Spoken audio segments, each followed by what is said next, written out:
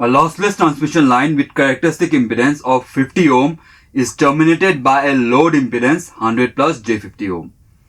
If the maximum current measured on this line is 1 ampere, then the minimum value on the line is. Hello everyone and welcome to Singularity.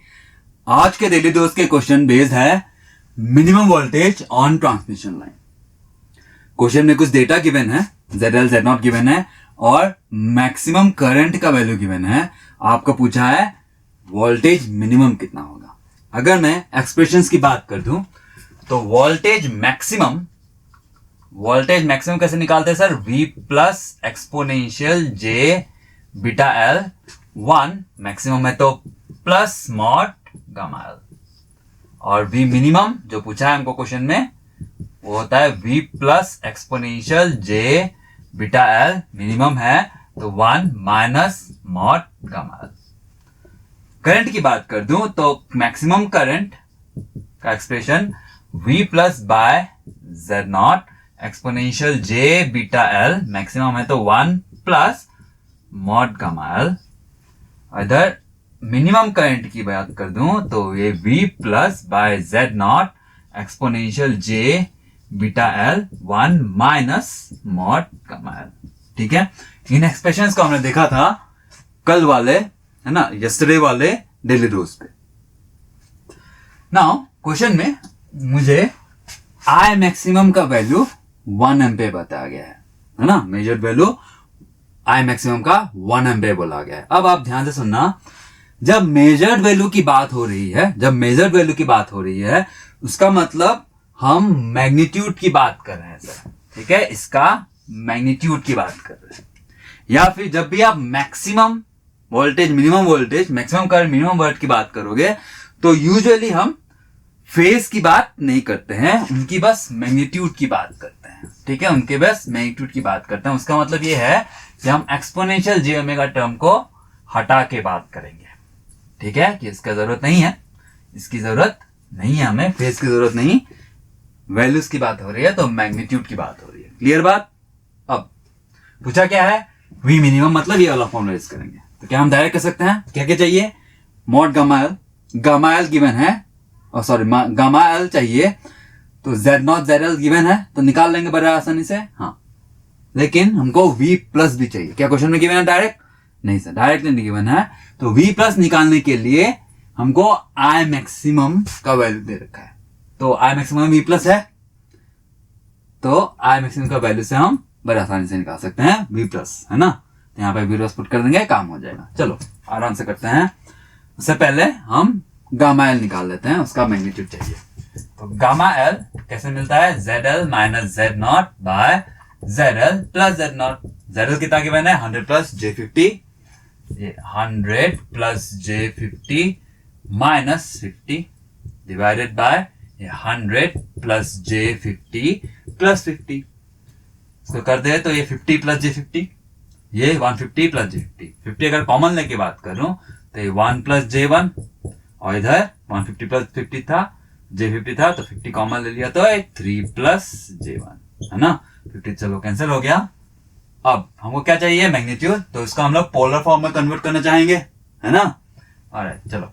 तो ये 1 plus √1 का magnitude की बात कर दूं तो √2.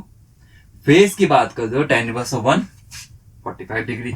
चलो ठीक है, 45 डिग्री. डिनोमिनेटर में मैग्नीट्यूड की बात कर दूं तो √10.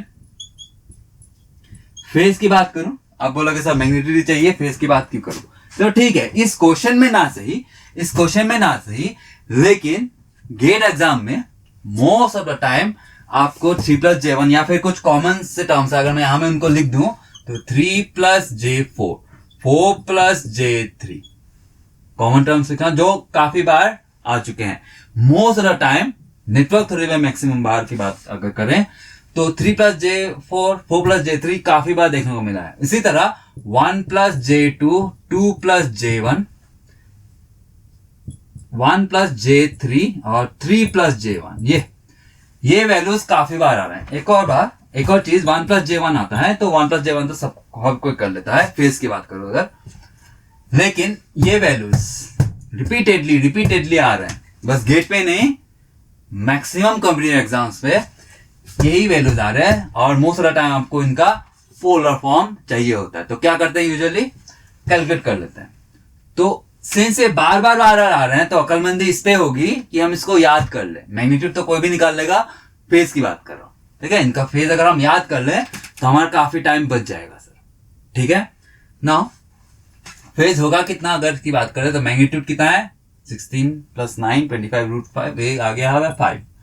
फेज की बात करूं तो आपको मैं चाहता हूं आप उसको याद रखा करो, ठीक है कितना सर 53.13, ठीक है 53.13 इसका वैल्यू होता है। फेज कितना है tan इनवर्स ऑफ 4/3। अब यहां की बात करूं तो मैग्नीट्यूड तो उतना ही है, लेकिन फेज कितना होगा tan इनवर्स ऑफ 3/4। एक फॉर्मूला होता है tan inverse of x plus tan inverse of 1/x हमेशा आपका 90 डिग्री दे देगा। तो यहां भी वही सिचुएशन हो रहा है। tan इनवर्स ऑफ 4/3 हमको पता चल गया, याद रख लिया 53.13। तो tan इनवर्स ऑफ 3/4 ये सिचुएशन आ गया, मतलब इस वैल्यू को 90 से इस वैल्यू को माइनस कर दूं अगर तो आ जाएगा। तो माइनस करने की बात करें तो 53.13 को 90 से माइनस करोगे तो वापस से कैलकुलेटर की बात आ जाएगी आपके दिमाग में। नहीं सर ये याद रखने की बात कर रहा हूं क्योंकि ताकि कैलकुलेटर यूज ना करो। अब इसको माइनस करने के लिए आप कैलकुलेटर यूज करोगे तो क्या फायदा फिर, है ना। चलो अब माइनस करने की बात अगर करें तो आप कैलकुलेटर यूज कभी मत करो, कभी भी नहीं, है ना। प्लस माइनस कम से कम उसके लिए तो कैलकुलेटर यूज मत करो। कैसे करें सर फटाफट, 53.13 को नहीं पता, चलो ठीक है 50 तो पता है, 90 - 50 तो पता है कितना 40। तो 90 से 50 माइनस किया तो 40 मिला, 90 से 53 माइनस किया अगर कितना मिलेगा 37।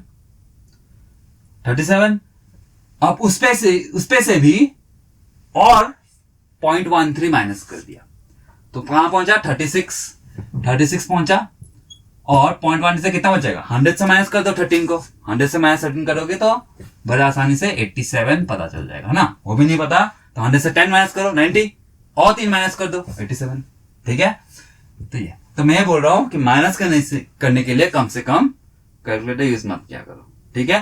क्योंकि आप जब प्रैक्टिस कर रहे हो तो आप मोस्ट प्रोबेबली मोबाइल पे कर रहे हो, है ना, गेट कैलकुलेटर यूज कर रहे हो मोबाइल पे। लेकिन जब आप एग्जाम देने जाओगे तो आपको यूज करना होगा माउस, उस पर काफी टाइम चला जाता है, ठीक है। तो ट्राई करो जितना भी पॉसिबल हो कम कैलकुलेटर यूज करो और प्रैक्टिस पे तो जितना कम हो सके उतना कम, ठीक है, जितना कम हो सके उतना कम।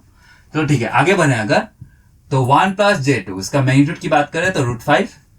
फेज की बात कर देंगे अगर तो होता है 63.43 सर, ठीक है, ये याद कर लिया। नेक्स्ट ये वाला अगर आ गया तो इससे माइनस कर दो, 90 से माइनस कर दो 90, 63.43 90 से माइनस करोगे, है ना, तो 90 से 60 माइनस करो 30 और 3 माइनस करो 27 से 0.4 से माइनस करो तो 26 तो पहुंचा ही 100 से 43 माइनस करोगे तो किसको नहीं पता 57, है ना।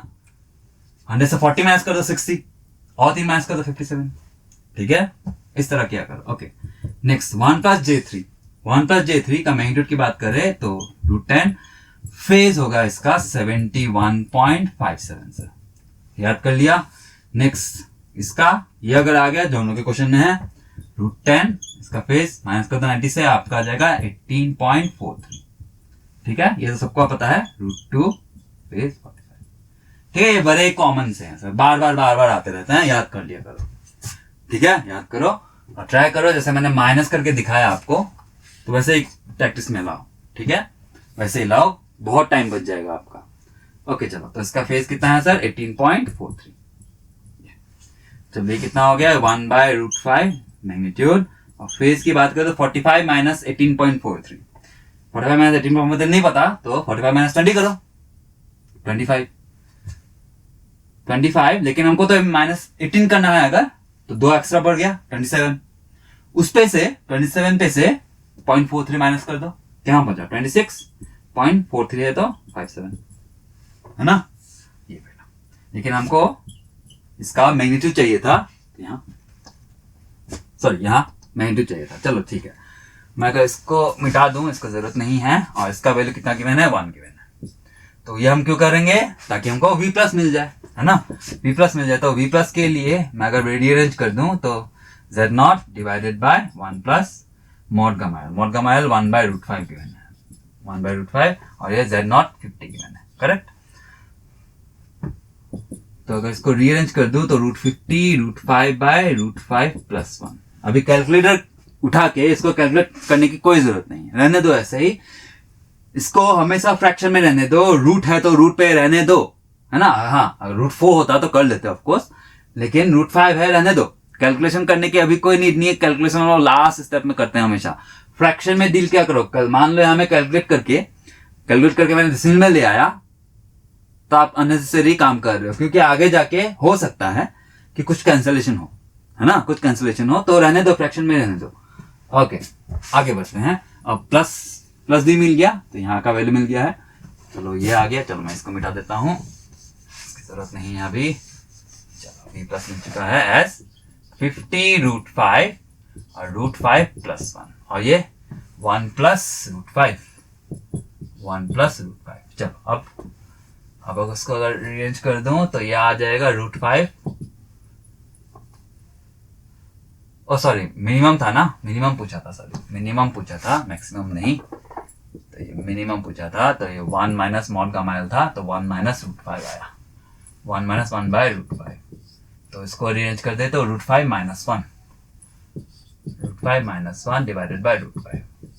तो क्या हुआ यहाँ पे, √5 रखा था इसलिए कैंसिलेशन कर पाए, कैलकुलेट करके कर देते तो क्या कर सकते थे आप, है ना, डेसिमल पे ले आता तो कैंसिलेशन होता क्या, अननेसेसरी काम है ना कि नहीं, ठीक है। तो अवॉइड क्या करो, लास्ट में जाके हम लोग कैलकुलेट करते हैं। ओके चलो ठीक है। अब तो ये यहां तक पहुंचे, अब मैं बात करूं √5, इसके लिए भी कैलकुलेट उठाते हो आप लोग, मत करो सर, क्या करो याद करो सब कुछ, नहीं वो नहीं बोल रहा। तो √4 होता तो आप धट से बोलते 2, तो 4 से 5 कितना दूर है, 0.1, है ना, सॉरी 1 वैल्यू दूर है। तो √4 अगर 2 होता है तो √5 2.2 ले लो sir. In the same way √50 की बात करता, अगर ये √50 होता तो √49 हमको 7 पता है, तो √50 7.2 ले लिया कर, 7.1 मत लेना, 7.2 ले लिया कर। देखो हमेशा काफी क्लोज रिजल्ट मिलेगा आपको, ठीक है, काफी क्लोज रिजल्ट मिलेगा आपको। तो √5 है, तो √4 होता तो 2 आता आंसर, तो √5 है तो 2.2 लो, 2.1 नहीं लेंगे, 2.2 ले लो, ठीक है, इवन में रखा करो, कैलकुलेशन में इजी होगा, बस वही। तो ये इंटू 2.2 माइनस 1 1.2 आया, डिवाइडेड बाय ये 2.2 प्लस 1 3.2 आया, ठीक है। तो ये 1.2 3.2 का 10 हट जाएगा, तो डेसिमल हटा दिया मैंने, ठीक है। तो ये अब कुछ सिंप्लीफिकेशन जा रहा है तो कर लेते हैं। ये 6 पहुंचा, ये 16 पहुंचा और जाएगा, ये 3 पहुंचा, ये 8 पहुंचा और जाएगा, ये 25 पहुंचा, ये 4 पहुंचा और जाएगा क्या, और नहीं जाएगा। तो इधर 75/4। अब अगर चाहिए तो कैलकुलेटर उठा लो, है ना, अब अगर चाहिए तो कैलकुलेटर उठा लो, लेकिन क्यों उठाओगे, ये सिंपल सा डिवीजन करना है, इसके लिए क्यों कैलकुलेटर उठाते हो आप लोग, सोचो ना 2 मिनट। पहला 7 है तो 1 आएगा, चलो ठीक है ऐसे ही मत करो, 4 into 10 कर देता तो 40 पहुंचेगा, बहुत दूर। और 4 into 15 12 ऐसे मत सोचो, 4 into 10 देखा बहुत दूर, तो 4 into 20 पहुंच जाओ, 20 पहुंच गए तो 80 पहुंचा, अब काफी पास, लेकिन फिर भी डिफरेंस है कितना, 80 75, है ना, 4 into 20 करता तो 80, ये 75 है, तो 5 का डिफरेंस आ गया, है ना, 5 का डिफरेंस आ गया। मतलब मैं अगर 4 into 19 की बात कर दूं, 4 into 20 अगर 80 है तो 4 into 19 80 minus 4 76, है ना, 76 पहुंचेगा, तो 75 है ना, मतलब 4 into 19 भी बड़ा हो रहा है, तो मतलब 4 into 18 करो, फिर 18 कैसा करोगे, 18 और -4 कर दो 72, तो 18 तो जा ही रहा है, 18 तो जा ही रहा है। अब मेरी बात ध्यान से सुनना, ऑप्शन चेक करो उसके, अब डेसिमल पे कुछ आएगा लेकिन ऑप्शन चेक करो सर, है ना, ऑप्शन चेक करो। अगर ऑप्शन में डेसिमल्स वैल्यू है, पास कुछ डेसिमल्स वैल्यू है, तब आप आगे बढ़ो, है ना। अगर आप ऑप्शन पे देखो कि सब राउंडेड वैल्यूज है ना, राउंडेड ऑफ वैल्यूज हैं, कुछ राउंडेड ऑफ वैल्यूज हैं, डेसिमल्स में कुछ नहीं है ना, और 18 भी प्रेजेंट है, 18 भी प्रेजेंट है अगर, तो 18 विल बी द आंसर, है ना। 18 19 क्लोज वैल्यू नहीं, थोड़ा सा डिफरेंस लाइक दो, कम से कम दो वैल्यूज का डिफरेंस अगर है ना, जैसे अगर ऑप्शंस में अगर मैं बात कर दूं 16 18 20 22 इस तरह अगर है तो 18 will be the answer. Calculator use मत किया करो उसके लिए, कम से कम इसके छोटे छोटे रिजल्ट के लिए मत किया करो, ठीक है। लेकिन प्रेजेंट क्वेश्चन की बात कर दूं, 18 ऑप्शंस में नहीं है, ठीक है, 18 ऑप्शन में नहीं है, तो क्या क्या है, 19 है ना, 19 है। तो 18 पॉइंट जो भी हो, 18 पॉइंट अगर राउंड ऑफ करे तो या तो 17 होगा या फिर 19 होगा सर, या तो 17 होगा या फिर 19 होगा, करेक्ट है। 17 ऑप्शन में नहीं है, 19 ऑप्शन में है, तो right answer is 19 sir, right answer is 19। फिर भी अगर हम और आगे बढ़े, है ना, फिर भी हम डेसिमल्स की वैल्यू बात करते हैं, तो देखो कहां तक पहुंचे थे, 18 कितना था, 72, और कितना ज्यादा है, अभी 3 ज्यादा है, तो 4 पहुंचेगा क्या, 18.1 नहीं पहुंचेगा, तो 40 पहुंच जाएगा सर, है ना, सॉरी 30 पहुंच जाएगा, 3 ज्यादा है ना, तो पॉइंट लगाया तो 30 पहुंच गया, 30 पहुंच गया, है ना। तो 4 10 से मल्टीप्लाई करते हो तो 40 पहुंचता है, 5 से मल्टीप्लाई करोगे तो 20 पहुंचता है, 20 और 30 मतलब जो भी वैल्यू है 5 से तो ज्यादा ही होगा, जो भी वैल्यू है 5 से तो ज्यादा ही होगा कि नहीं होगा। समझ में आ रही है ना मेरी बात, किस तरह हम लोग राउंड ऑफ करके बिना ये सब कैलकुलेटर यूज करके, बिना ज्यादा कैलकुलेट करके हम बड़े आसानी से आंसर 2 मिनट सोच के, तो सब प्रैक्टिस करो, बड़े लग रहा होगा ज्यादा टाइम लगेगा आपको, नहीं, शुरुआत में लग सकता है, प्रैक्टिस करते वक्त इसी तरह सोचो सर, ठीक है। तो जो भी है ये 5 से ज्यादा है, राउंड ऑफ करने की बात आ गई तो ऑलमोस्ट ऑल 19 ही आएगा सर ये, ठीक है। 18 पॉइंट जो भी है 5 से ज्यादा, अगर बात ही कर दूं तो 75 आएगा, है ना, 0.7 कुछ 75 पता नहीं मुझे, लेकिन 0.7 तो आ ही रहा है, तो ऑफकोर्स 19। अगर 18 वैल्यू होता, 18 होता, 19 होता तो आपका आंसर गलत हो जाता, लेकिन मैं पहले ही बोला क्लोज वैल्यू पे आप प्रॉपर्ली क्या करो, लेकिन डिस्टेंस है, 2 का डिस्टेंस है, तब आपको जरूरत नहीं है सर। 18 19 17 18 19 ऐसा होता तब तो आपको करना होगा, है ना, लेकिन 16 18 20 है या फिर उससे भी ज्यादा गैप्स है तो बड़े आसानी से 18 आंसर होता, लेकिन 18 आंसर नहीं है ऑप्शन में, तो उसके आगे उससे पीछे देखो 19 होगा या 17 होगा, देखो 19 है, 17 है ही नहीं, 19 इज द आंसर, बड़े आसानी से कर सकते हैं, कि नहीं। तो मैं बोल रहा हूं कि आप कोशिश करो जितना हो सके कैलकुलेटर का अवॉइड करो, ठीक है, प्रैक्टिस में कैलकुलेटर अवॉइड करो, बार बार कैलकुलेट करने जाते हो, डिवाइड के लिए प्लस माइनस के लिए मत करो, बिल्कुल भी नहीं, ठीक है, बिल्कुल भी नहीं, जितना हो सके उतना कम यूज करो, ठीक है, बहुत ज्यादा फायदे में हो जाओगे आप फिर, ठीक है। चलो फिर इस क्वेश्चन की बात करें तो 19 is the answer, 19 is the right answer, ठीक है। और चलो मिलते हैं नेक्स्ट क्वेश्चन में, थैंक यू।